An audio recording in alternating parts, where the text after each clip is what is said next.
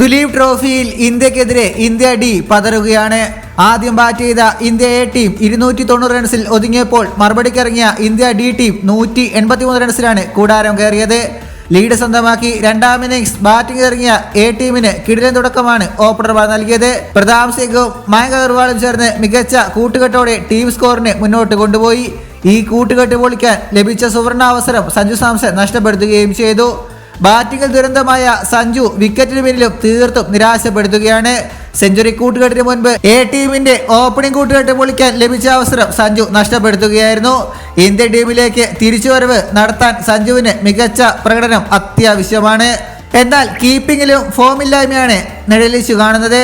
A team ഓപ്പണറായ Pratap Singh ക്രീസിൽ നിന്ന് കയറി കളിക്കുകയായിരുന്നു. ക്രീസിൽ നിന്ന് ഒരു ബാറ്റ് ദൂരമെങ്കിലും മുമ്പോട്ട് കയറിയാണ് പ്രതാപ് ഷോട്ടിന് ശ്രമിച്ചത്.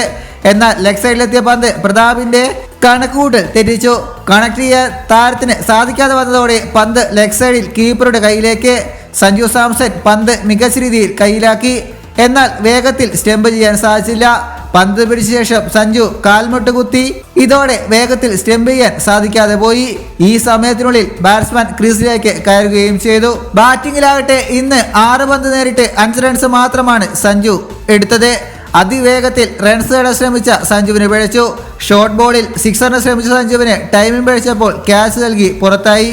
ഇഷാൻ കിഷൻ മികച്ച ഫോമിൽ കളിക്കുന്നത് സഞ്ജുവിന് സ്വാഭാവികമായ സമ്മർദ്ദം നൽകുന്നുണ്ട്. ഇതുപോലുള്ള പുതിയ വാർത്തകൾക്കായി ചാനൽ ഇപ്പോൾ തന്നെ മറക്കാതെ സബ്സ്ക്രൈബ് ചെയ്ത് വയ്ക്കുക.